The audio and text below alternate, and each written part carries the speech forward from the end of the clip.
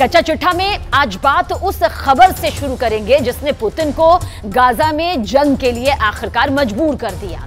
अगर अगले 24 घंटे में इजरायली सेना ने गाजा पट्टी पर भीषण हमला किया तो फिर रूस बहुत बड़ी जंग शुरू कर सकता है, इसमें कोई शक नहीं। पश्चिम एशिया की मीडिया के मुताबिक व्लादिमीर पुतिन ने नेतन्याहू को दो टूक कह दिया कि अब रूस गाजा और सीरिया पर और हमले किसी भी कीमत पर बर्दाश्त नहीं करेगा।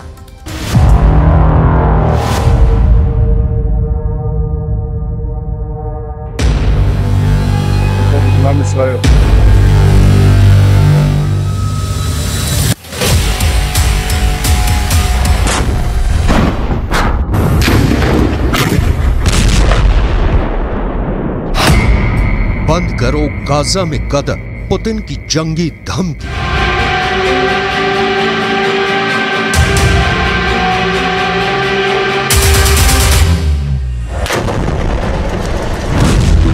गाजा युद्ध में लगभग 15,000 मौतें होने के बाद इजराइल के प्रधानमंत्री नेतन्याहू भयानक खून खराबा करने पर उतारू हैं। हालात ये हो गए हैं कि पिछले 12 घंटे के अंदर इजरायली सेना ने उत्तरी गाजा में कई जगहों पर सीज फायर को तोड़ते हुए हमास के ठिकानों पर मिसाइलों और ड्रोन से सीधा हमला किया है। लेकिन इस बीच एक खबर रूस से निकल कर आई है जिसने पूरी दुनिया को सन्न करके रख दिया है। 71 साल के रूसी राष्ट्रपति व्लादिमीर पुतिन ने साफ चेतावनी दी है कि अगर गाजा में खूनी गदर नहीं रुका तो फिर गाजा से लेकर सीरिया तक इजरायली सेना पर भयंकर हमले शुरू हो जाएंगे। नेतन्याहू को चेतावनी देते हुए पुतिन ने जो कहा है उसने अमेरिका समेत तमाम पश्चिमी देशों को गहरे संकट में डाल दिया है। जरा देखिए पुतिन ने ऐसा क्या कह दिया है कि अब गाजा युद्ध इजरायली सेना के लिए गले की हड्डी बनता जा रहा है। गाजा से सीरिया तक रूस का बदला शुरू। रूसी राष्ट्रपति व्लादिमीर पुतिन ने प्रधानमंत्री बेन्यामिन नेतन्याहू को सीधी चेतावनी देते हुए कहा है कि अगर गाजा युद्ध नहीं रोका तो फिर सीरिया भी इजराइल पर सीधे और बड़े हमले शुरू कर देगा। पुतिन ने हमास और इजराइल के बीच संघर्ष विराम पर बोलते हुए साफ कहा है कि इजराइल जिस तरह से सीज फायर की आड़ में गाजा से लेकर सीरिया तक हमले कर रहा है उसकी वजह से अब फिलिस्तीन इजरायली संघर्ष तीव्र वृद्धि की ओर बढ़ चुका है। पुतिन ने अपनी चेतावनी में यह खुलासा नहीं किया है कि क्या रूस की सेना सीधे तौर पर इजराइल के खिलाफ जंग में उतरेगी या फिर रूस ईरान और लेबनान के जरिए इजराइल पर बड़ा हमला करवाएगा। खबर यह भी है कि सीरिया में मौजूद रूसी सैन्य अड्डों पर इजराइल के खिलाफ युद्ध की तैयारी पूरी कर ली गई है। हम आपको बता दें कि पुतिन ने इजराइल से साफ कह दिया है कि अब गाजा में मासूम फिलिस्तीनियों की मौत का तमाशा रूस नहीं देखेगा। दावा किया जा रहा है कि मॉस्को ने ईरान, सीरिया और लेबनान को बड़ी जंग के लिए तैयार रहने को कह दिया है। Кровавый переворот на Украине в 2014 году, за которым последовала война киевского режима против своего народа на Донбассе, это не потрясает? А истребление гражданского населения в Палестине, в секторе Газа сегодня, не потрясает?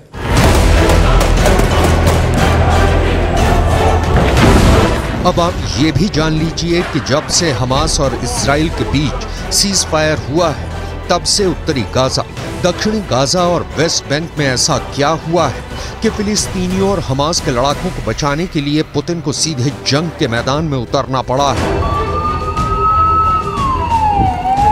मिडिल ईस्ट और रूसी मीडिया के दावों के मुताबिक इजराइल ने पिछले 36 घंटे में हमास के एक बहुत बड़े कमांडर को सीज फायर के दौरान ही जबरदस्त हमले में मार डाला है। अब सवाल उठता है कि जब सीज फायर है तो फिर इजराइल डंके की चोट पर हमास के टॉप कमांडर या कहें लीडरशिप से जुड़े नेताओं को क्यों मार रहा है?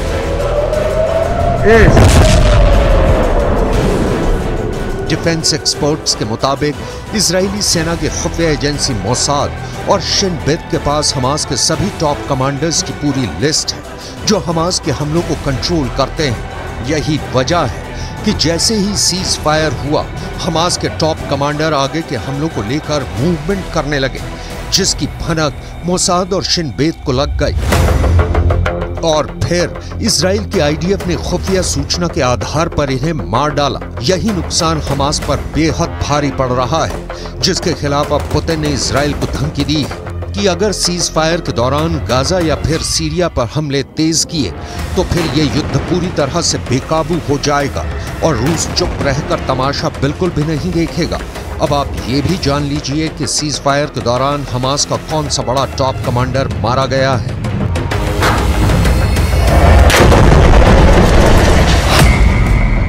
हमास के 2 टॉप कमांडर्स को इजरायली सेना ने इस तरह से मारा है कि यही नहीं पता चल पाया कि उन्हें सीज फायर के दौरान मारा गया या फिर पहले मारा गया। हमास ने खुद 26 नवंबर को पुष्टि की है कि हमास के उत्तरी ब्रिगेड के 2 कमांडर मारे गए हैं। हमास के मुताबिक आईडीएफ ने उत्तरी ब्रिगेड के कमांडर अहमद अल घंडौर को हवाई हमले में मार डाला है। इससे पहले आईडीएफ ने हमास के कमांडर अहमद अल घंडौर को मारने की 3 बार कोशिश की थी। इसके अलावा हमास की उत्तरी ब्रिगेड में रॉकेट डिवीजन के कमांडर आयमान सियाम को भी आईडीएफ मार चुकी है। हमास के मिलिट्री विंग के मुताबिक हमास के कुल 5 सबसे टॉप अधिकारी मारे गए हैं। दावों के मुताबिक ये सभी टॉप कमांडर युद्ध विराम शुरू होने से मारे गए हैं, जबकि कुछ रिपोर्ट में दावा किया गया है कि सीज फायर के दौरान इजरायली सेना की स्पेशल फोर्स ने हमास के 5 कमांडर्स की टारगेट किलिंग की है।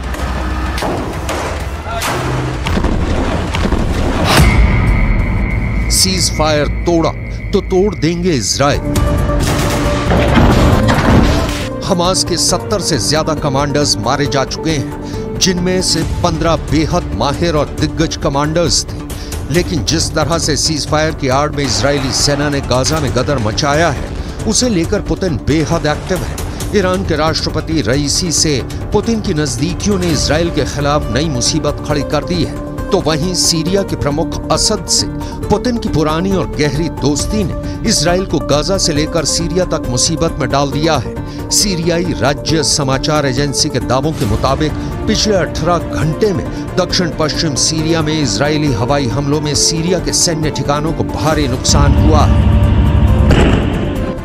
दावों के मुताबिक सीरिया में हुई इजरायली हमले में उसके 8 सैनिक मारे गए हैं, जबकि 7 घायल हुए हैं। सीरिया में इजराइल का हवाई हमला सीरिया के दक्षिण पश्चिमी शहर दारा के पास सैन्य ठिकानों पर हुआ है, जिसे लेकर पुतिन बुरी तरह से बौखला गए हैं। इसलिए उन्होंने इजराइल को सीधी धमकी दी है कि अगर गाजा और सीरिया में इजरायली हमले इसी तरह से दोबारा हुए तो जंग बहुत भयानक हो जाएगी। אני מבקר פה עכשיו ביחידה של אמ"ן, היא עושה עבודת קודש, חושפת הרבה מאוד, ומה שאנחנו רואים זה דבר מדהים. אנחנו רואים בעצם שהתושבים, האזרחים בעזה למעלה, מגנים על כל הטרוריסטים למטה. הם בנו עיר תת-קרקעית להגן על עצמם, והם מקריבים את האזרחים למעלה. זה בדיוק הפוך מצבא הגנה לישראל.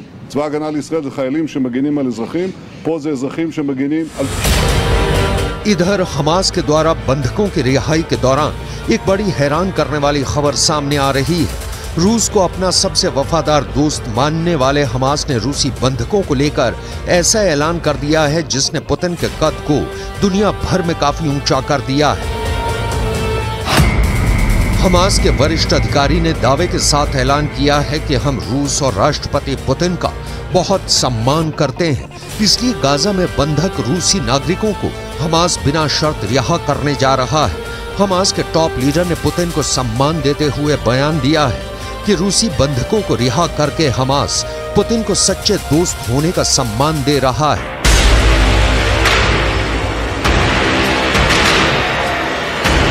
इधर कतर, मिस्र और अमेरिका ने मिलकर इजराइल और हमास के बीच सीज फायर तो करा दिया, लेकिन दिक्कत यह है कि नेतन्याहू और इजराइल के कमांडरों ने साफ कह दिया है कि सीज फायर ना तो इजराइल के बदले को रोक पाएगा और ना ही इजरायली हमलों को।